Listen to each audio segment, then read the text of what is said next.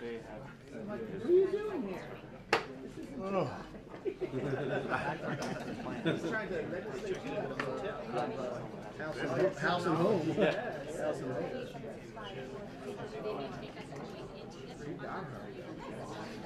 There's more surprising folks like that out there. Anna? From these groups, man. You wouldn't think.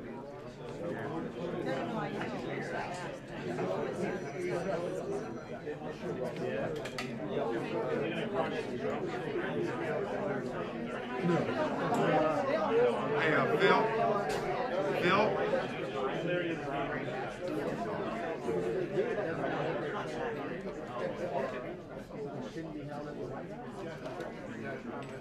What was he? What was he? 30 seconds. I think there'd be a relatively small pool of them that want to put that out. No, they were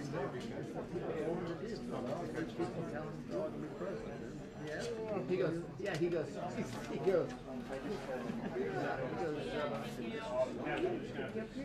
someday. 1, 2. It's like seriously so bad. So bad. And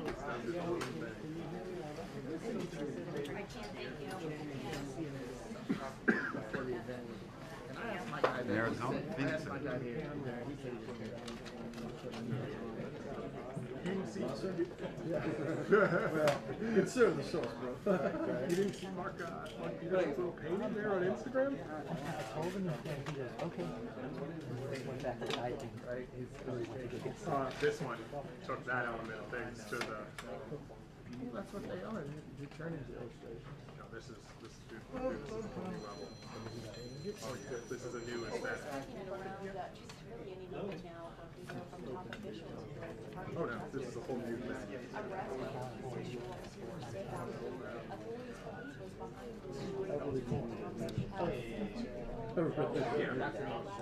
Yeah, that's right. Yeah, there.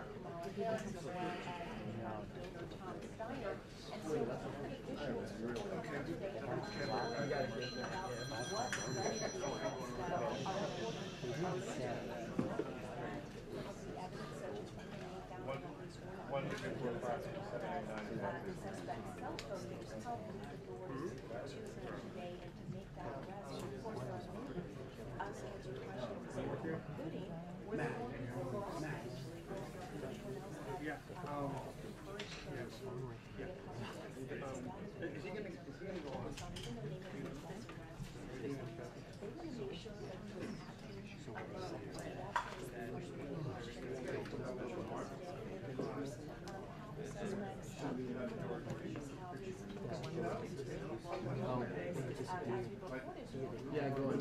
Yeah, they're going.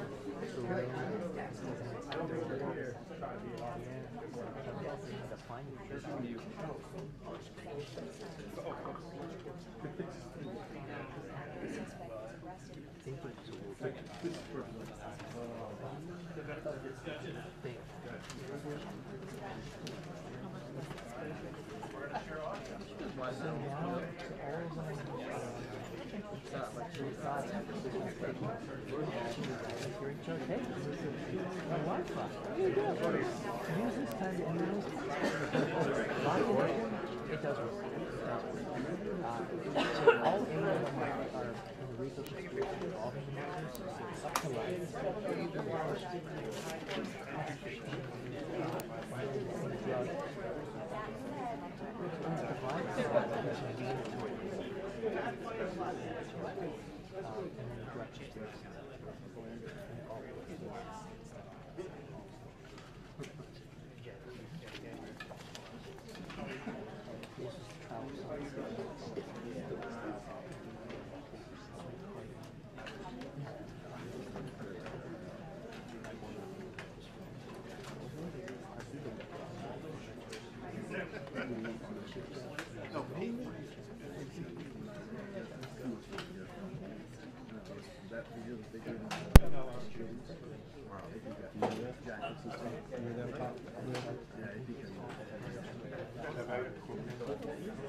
It's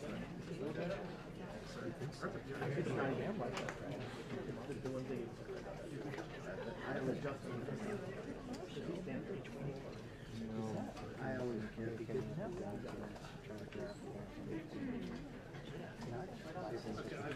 just not getting you're gonna cost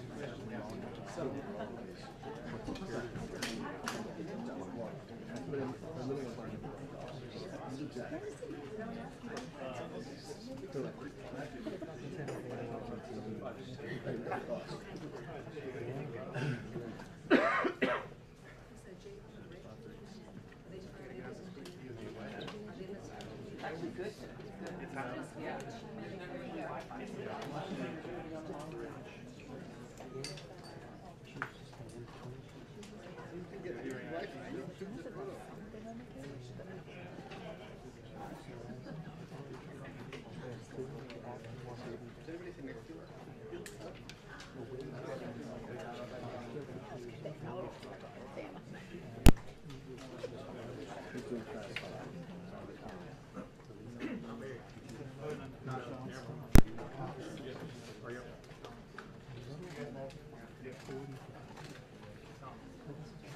Plug their wireless.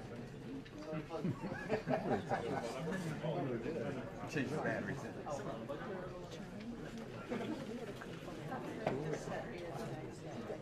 Oh, I can just see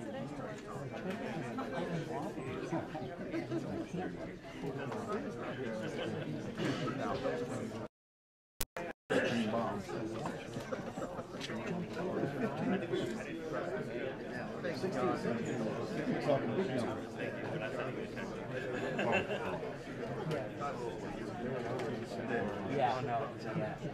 It's like, here's the page. Really? There's one more instruction. It's like, there's one more instruction. Yeah, he got it all. Set 13.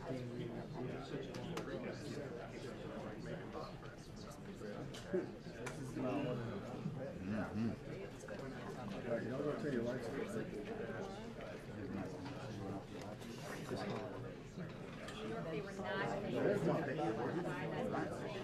Sucking my bandwidth right now. Drop down.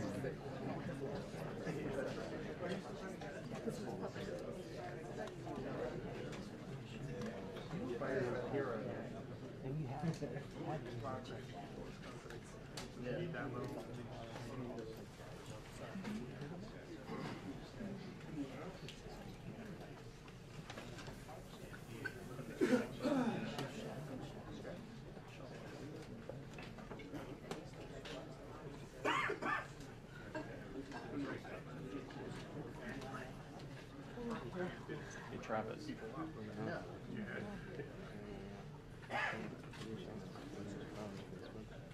That's hilarious.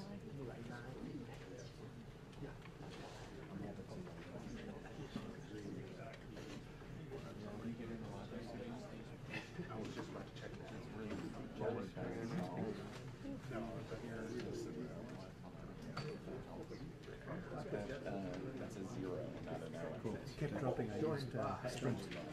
I've still got your cable. Okay.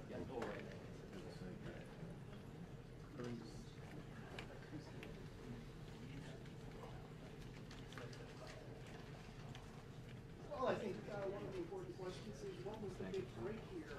Tracking down this 56-year-old suspect.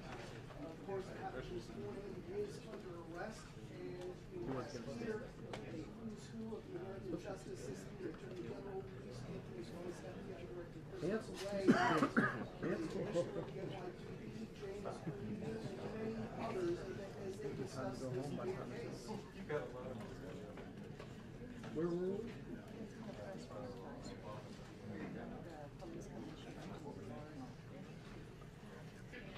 Well, listen, I mean, we're still hearing these reports of potential packages out there. In fact, the whole week, federal officials have been warned to stay vigilant, and local officials in New York say something safe. So the concern is out there that there's more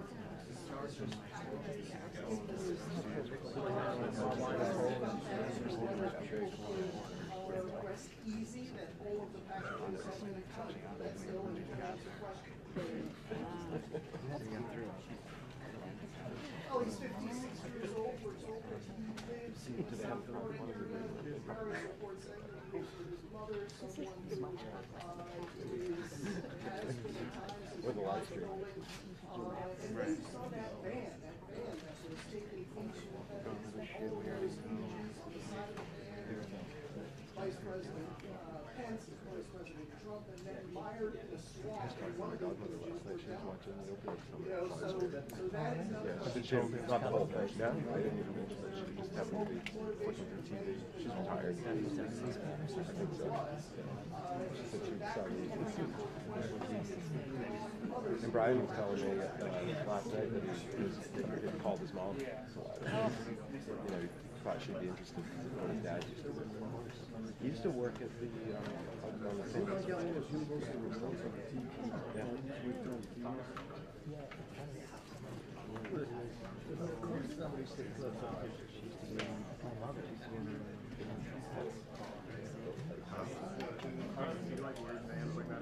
No, he started it.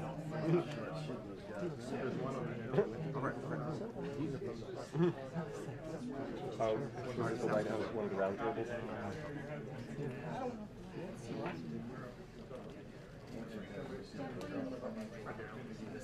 I actually got That's what I said. 7th floor conference room. Thank you.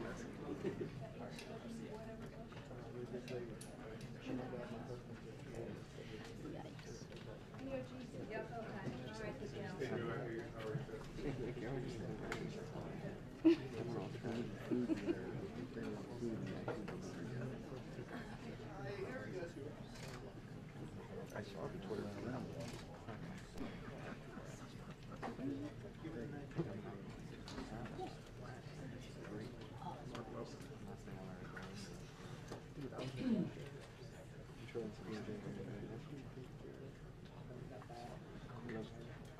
Yeah, I did. Okay, that sounds like a very narrow thing. No, just soccer.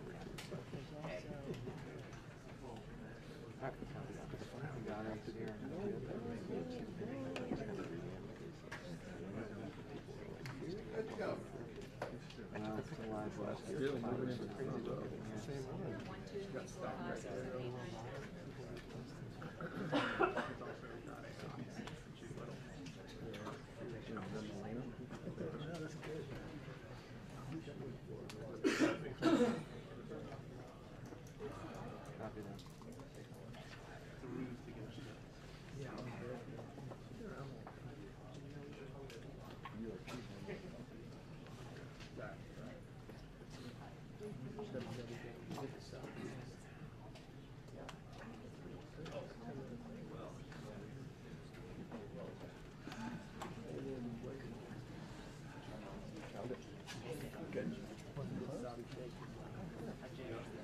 They just finished. You missed the whole thing.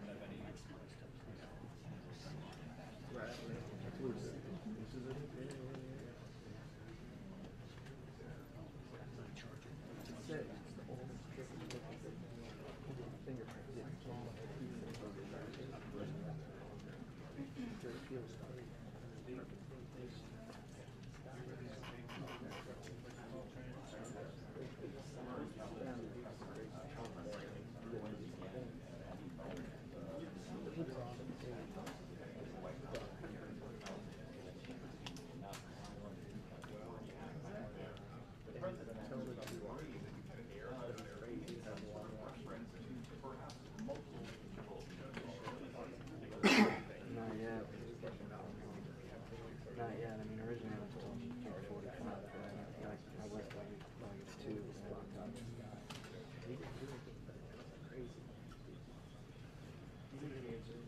Harvey, your light just went out. No, your light, your camera light, your camera light.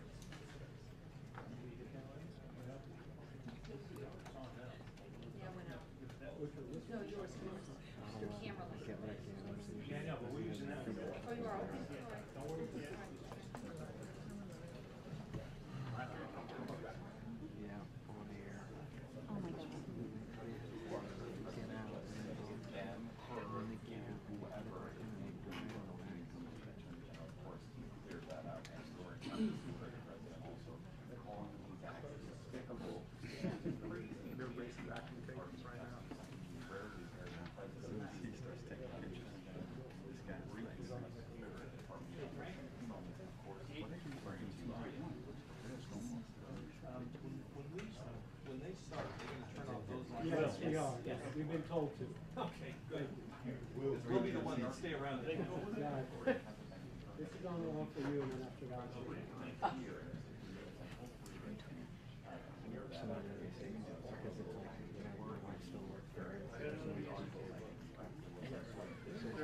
Taking pictures of me on the back hall and sending it, texting it to her.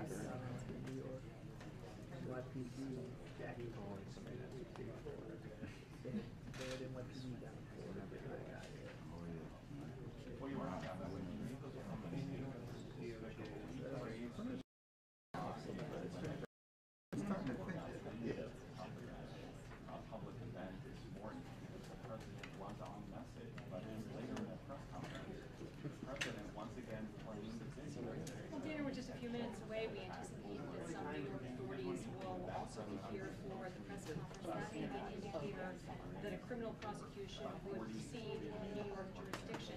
There's really three main things to be watching for during this news conference. One, what was the tip or the piece of evidence that really broke the case wide open? Number two, are they satisfied that this individual, Cesar Sayoc, acted alone, or did he have help from others, either witting or unwittingly? And have they determined whether there was any kind of motive involved in this? Have we been reporting for the last couple of hours he was known to federal law enforcement as well as state and local law enforcement? He had a history of making at least a couple of bomb threats, also a battery, grand theft, a number of traffic violations. So this was somebody who was certainly on their radar, and based on what we've seen, analyzing his social media, Facebook page, also what we could just visibly see on that van, he seemed to be very sort of politically engaged in his own way. So was that in any way a motivation for the sending of these package bombs?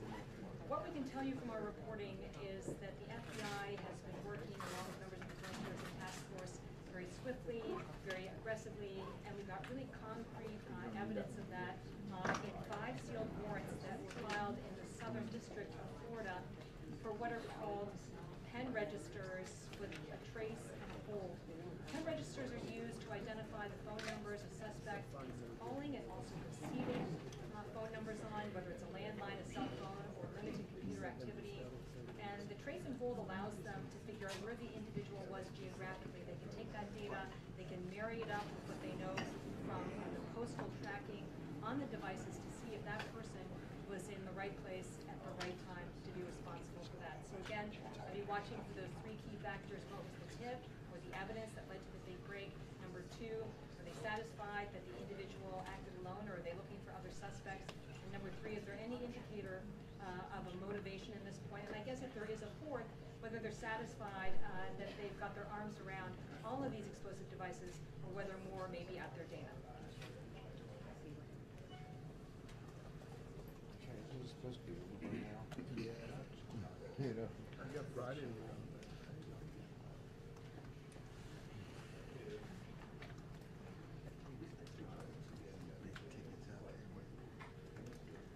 Well, the usual choreography with these events is that they tell you it's going to be at 2:30, then it slides about 15 minutes because they're getting everyone together. And they're finalizing the complaint. They like to give you the complaint about 90 seconds before they start, but you know it's a very fluid situation. But on a more serious note, you know, it takes a lot of heavy lifting to get a criminal complaint on an individual for multiple devices across several jurisdictions.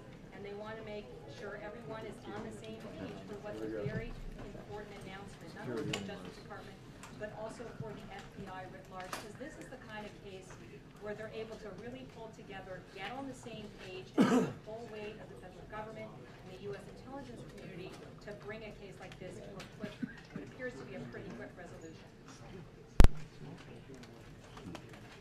You're welcome.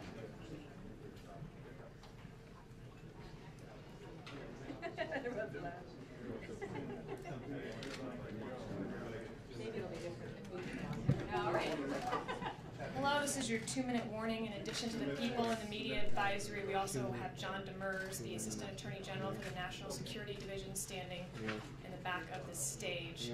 The speaking order will be the Attorney General, Director Wray, the New York City Police Commissioner, and then U.S. Attorney Berman, followed by postal inspection, followed by the Secret Service. That will be the complete speaking order, and then we'll open up to questions.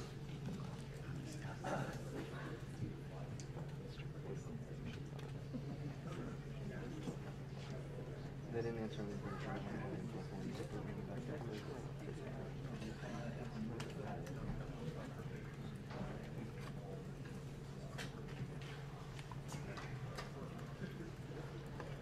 Hey, 2 minutes about a night ago.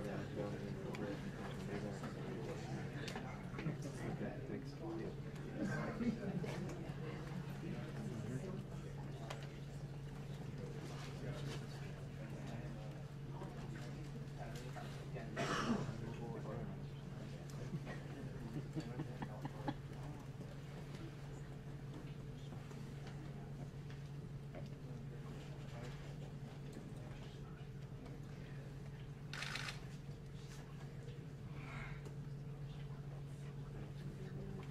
Well, I'm going to duck out of here as soon as they come in, Lester. But, you know, those packages were still being discovered as the agents were closing in on him in Florida.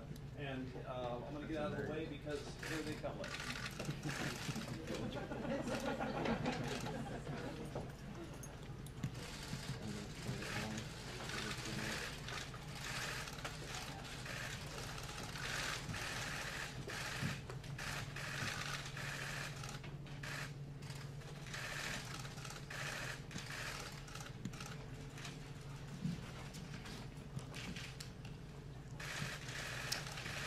Thank you all for being here.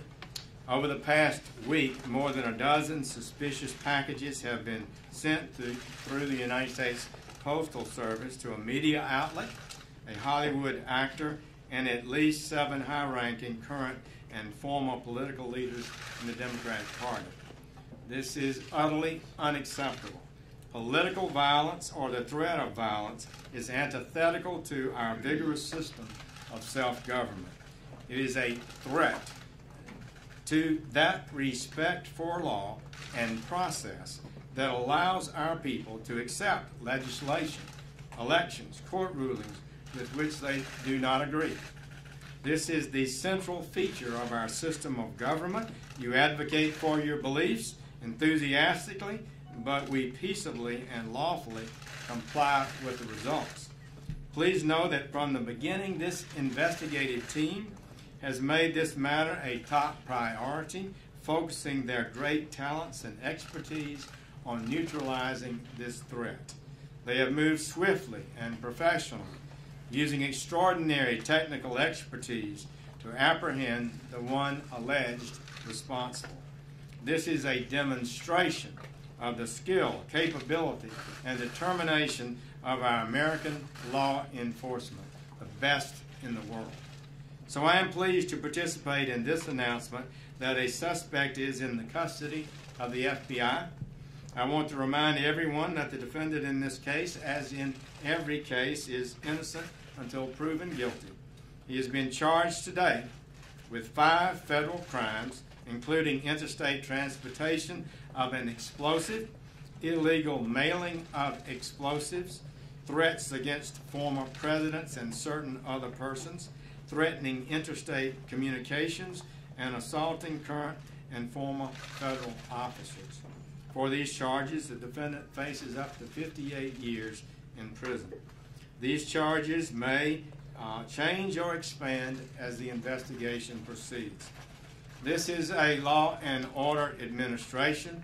We will not tolerate such lawlessness, especially not political violence. And so I want to thank FBI Director Wray and his team, all of our law enforcement partners who are here, ATF, Secret Service, Postal Inspectors, Capitol Police, and New York City Police Department, and the United States Attorney Berman of the Southern District of New York, and U.S. Attorney for the Southern District of Alabama, Ariana Orsham. Federal, state, and local law enforcement officers from across this country responded immediately to the cause and contributed to this effort. We are proud of each one of them. I want to reiterate the defendant in this case is innocent until proven guilty. But let this be a lesson to anyone. regardless of their political beliefs, that we will bring the full force of law against anyone who attempts to use threats, intimidation, and outright violence to further an agenda. We will find you, we will prosecute you to the fullest extent of the law. And now Director Ray, who's done an incredible job leading this effort over the last few days, he will give us the details of today's important arrest. Chris?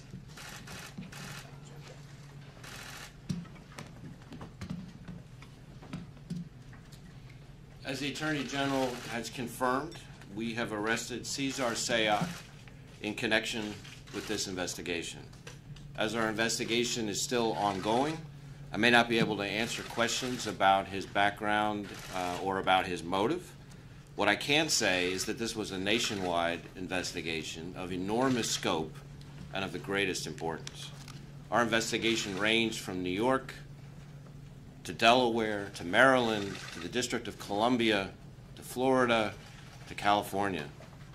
And as it always does, the FBI responded with every resource we've got, including our Joint Terrorism Task Forces, our Counterterrorism Division, and our world-renowned experts at the FBI lab in Quantico. But and I really can't underscore this enough, we did not act alone, as you can see from the agencies and departments represented up here today. A threat of this scope and of this magnitude requires all of us working shoulder to shoulder. And today's arrest is a testament to the strength of our partnerships and what we can do when we all work together. I want to acknowledge the many partners who helped in recovering and transporting these IEDs to our lab in Quantico. This is dangerous and highly skilled, specialized work that requires great care, and we're incredibly grateful to all those who helped us in that effort in getting those devices to our lab from around the country. We can confirm that 13 IEDs were sent to various individuals across the country. Each device consisted of roughly 6 inches of PVC pipe, a small clock, a battery, some wiring, and what is known as energetic material, which is essentially potential explosives and material that give off heat and energy through a reaction to heat, shock, or friction.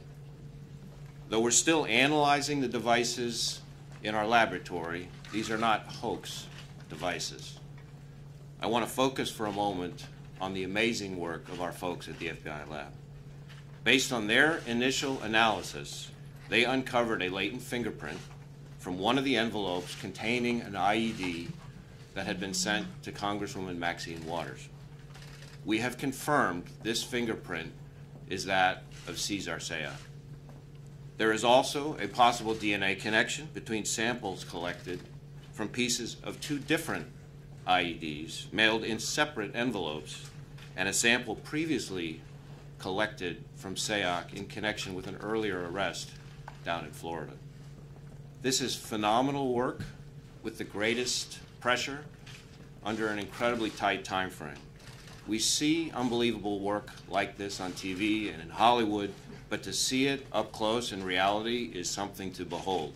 And we are so proud of our team at the lab for their work in keeping people safe and helping us to find the individual responsible. Late last night, we also turned to our partners in the Florida Department of Law Enforcement for confirmation of this DNA connection, and we want to thank them in particular for their very quick work. I also want to thank the men and women of the FBI's Counterterrorism Division, who remain on high alert every day to try to keep the American people safe from harm, and who move quickly and efficiently into action every single time. Today's arrest doesn't mean we're all out of the woods. There may be other packages in transit now and other packages on. So we need the help of everyone out there, every citizen, everyone in law enforcement, everyone we've got to help with this investigation in the days to come. If you've got any information, please call us on our tip line at 1-800-CALL-FBI or our email line, tips.fbi.gov. No piece of information is too small. Every tip could be the one that leads to something very important. And of course, if you see something suspicious activity, please call your local authorities. We need all hands on deck. We need to stay vigilant. Finally, I want to thank our partners.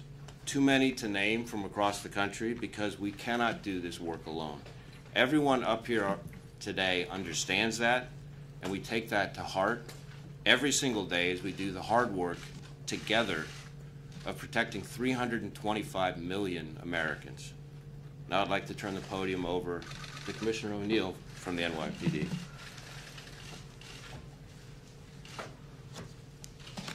Thanks, Chris. Good afternoon, everyone. The men and women of the NYPD, quite frankly, all the people in New York City, I want to commend and thank all of our local, state, and federal law enforcement partners in this effort, including the Attorney General's Office and the U.S. Attorney's Office for the Southern District of New York. Our NYPD detectives, along with FBI and ATF agents, postal inspectors, New York State Police, and many others, they are one team on our Joint Terrorist Task Force. The JTTF in New York was the first of its kind in the nation. It's been in business since 1980. Today there are 300 investigators from 56 agencies. 113 of them are New York City cops. When it comes to terrorism in New York City, the NYPD doesn't do anything without the FBI, and the FBI doesn't do anything without the NYPD. That's a partnership that was forged in fire. In my 36 years in policing, our relationship has never been stronger. This case told that story again. New York City cops were side by side with FBI agents and many other agencies in Florida this morning. Together, they brought justice, as they always do. The wide experience of our agencies, coupled with the individual expertise of the members of the NYPD Bomb Squad, our highly trained emergency service unit, our Intel Bureau, our Counterterrorism Bureau, our patrol cops, who were the first to respond to CNN, all helped lead to today's arrest. I couldn't be more proud of the work each of them did in this case and the work they do every day. We said from the outset that we would identify and arrest the person or people responsible for these acts. We can make that promise because of the confidence we have in our ability to investigate in a deliberate and precise manner. Today's arrest means that New Yorkers and indeed people across our nation are safe, but as Director Ray said, there might be more packages out there, so everyone still needs to take caution.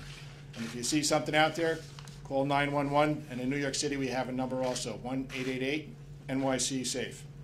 I want to thank the members of the public who contacted authorities with information during this investigation. New Yorkers don't back down, they step up every single time. We've been through things like this before, and much worse. I'm never surprised by the unmatched resiliency our city always displays. Thank you also to the media for broadcasting the photos the NYPD released, because it certainly helped workers around our city identify additional packages and help move forward with this investigation. Thank you. Good afternoon. I'm Jeff Berman, United States Attorney for the Southern District of New York. 5 days ago, on October 22nd, law enforcement recovered the first device from a residence of George Soros. Over the last 5 days, as more packages were found across the country delivered to former presidents, federal officials, and public figures, our law enforcement community, federal, state, and local, has worked day and night together with other prosecutors from my office to identify and apprehend the perpetrator that has now happened. Today, my office has filed a complaint against Cesar Sayoc, charging him with multiple federal crimes for his insidious conduct. Specifically, the defendant is charged in 5 counts that include illegally mailing and interstate transportation of explosives and threatening a former president of the United States. As alleged in the complaint, the defendant mailed destructive devices to citizens of this country who currently hold or have held our highest public offices: President Barack Obama, former Secretary of State Hillary Clinton, former Vice President Joe Biden, former Attorney General Eric Holder, Congressperson Maxine Waters, U.S. Senator Cory Booker, former CIA Director John Brennan, and former Director of National Intelligence James Clapper.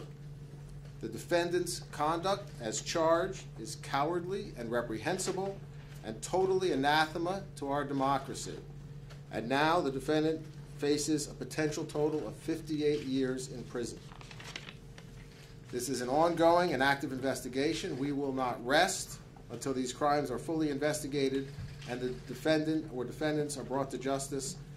I want to take a moment to thank our partners, the Joint Terrorism Task Force, the FBI, the NYPD, U.S. Postal Inspection Service, New York State Police, the ATF, the hardworking career prosecutors and investigators in the terrorism unit of the Southern District of New York, and I would also like to thank the extraordinary cooperation we received from the Southern District of Florida. Thank you. Good afternoon. My name is Gary Barksdale, Deputy Chief, United States Postal Inspection Service. First off, like many of my colleagues, I'd like to thank all of our federal partners who participated in this nationwide investigation, the FBI, ATF, Secret Service, New York Police Department, and the many state and local law enforcement agencies who provided valuable assistance. Truly, I can say this is the way law enforcement is supposed to work. This was a massive investigation. It was a collaborative effort and was well coordinated with each agency bringing a special expertise to the table. But I would also like to recognize the many postal employees who we think of as our eyes and ears. We appreciate the diligence and awareness. In fact, it was a postal employee this morning that alerted us to one of these suspicious parcels. We in the Postal Inspection Service have a great deal of expertise in responding to and investigating suspicious mail. Postal inspectors are trained to respond and investigate dangerous mail items in the mail. These dangerous mail investigation specialists are highly proficient in the use of state-of-the-art equipment. Fortunately, in this case, none of the devices detonated and there was no injuries. However, postal inspectors will remain vigilant and monitor postal facilities to determine whether there are additional mailings that have not yet been discovered. We will continue to work with our law enforcement partners to ensure the safety of the mail, our postal employees, our customers, and the American public.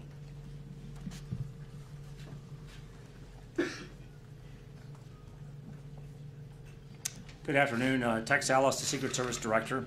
Just as the other speakers have emphasized, I just want to comment on the importance of cooperation here. We were in the forefront of this with receiving early packages on Tuesday and Wednesday, and fully engaged with the Joint Terrorism Task Force and other federal partners. I just want to acknowledge the great work done by the FBI, ATF, the Postal Service and inspectors, New York City Police, Capitol Police, and then the different states involved, New York, Florida, California, Delaware, Maryland, and even the District of Columbia. And I also want to spend just a few minutes to emphasize how seriously the Secret Service takes these threats, how important it is to provide protection to our protectees, including former presidents and the current president and vice president, and just thank our agents and officers and analysts who not only investigate cyber and financial crime, but provide world-class protection to our protectees. I think they've done outstanding work here. I would just also remark that since Tuesday, along with Director Wray, this has been our #1 focus of the agency, is to find the perpetrators of these incidents and to bring them to justice. Thank you. With that, we'll take a few questions. Pete? Mr. Wray, can you tell us along the lines of how fast this moved, when did you or folks isolate the fingerprint? So each of the devices was being brought through what are called total containment vehicles to our lab, and they were coming kind of seriatim. And we received some of them. The first two that we received were the devices that were sent to former President Obama and the DC package that was sent to Congresswoman Waters. And so the analysis began on that, I think, yesterday, and we were starting to receive information over the course of the last 24, 36 hours. So it was found yesterday? I don't know the exact time, but that's the ballpark. Here. A question for Director Wray and Attorney General Sessions. Can you describe your reaction to when you got word that there was a latent fingerprint that might lead you to a suspect? And also, could you give us a sense of why the devices may not have exploded? So what was the second part of the question? Any sense of why the devices did not explode? So on the first part, my reaction to hearing that we had a possible match just validated my unbelievable faith and confidence in the men and women of law enforcement, and in particular of the FBI lab. There's a reason why the FBI's lab is known as one of the very best in the world, and the folks who work there are extraordinary.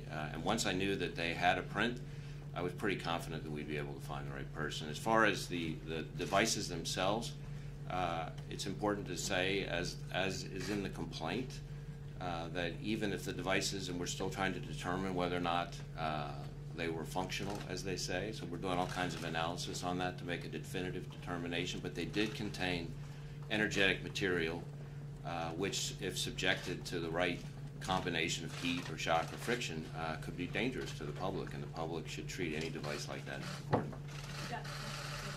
Attorney General Sessions, could you tell us plainly, why was he targeting Democrats? I don't know, other than what you might normally expect. He may have been appears to be a partisan, but that would be determined by the facts as the case goes forward, and I'm not able to comment on that. Is he cooperating? We're not going to be discussing where the investigation stands at this time. I'm just curious what role you think the rhetoric in the political arena might have played in this, and is that giving you more work? We're focused not on the talk, but on the work of the men and women of law enforcement here, and the work that was done over the last week is something that should make every American proud and grateful, and it's too early at this stage for us to be discussing motivation in this particular case. But just to follow up, are you concerned that nasty political rhetoric might motivate someone who's predisposed to violence to act out? We're concerned about people committing acts of violence under any motivation. Kevin. Director, do you believe that he's the only one involved in this campaign? And you continue to make reference to other devices that might be out there. Do you have any sense of how many that are still in the stream? So, as I said at the outset, and I think the Attorney General said as well, this is very much an active and ongoing investigation. We do believe that we've caught the right guy, but we also know that this is an ongoing investigation, and there's a lot of work still to be done, which means there's still plenty of unanswered questions. We'll do last question with Sarah. Oh, that might be your question. Yeah, that was my question. When did you first brief President Trump on having a suspect in custody? And if you could say what was his reaction?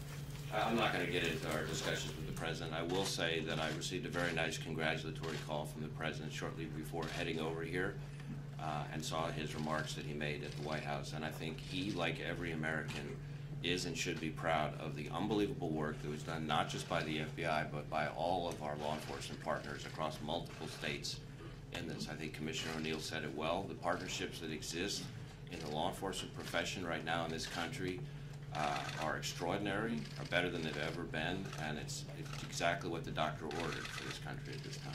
Thank you so much. Director, on which package did the DNA sample come from?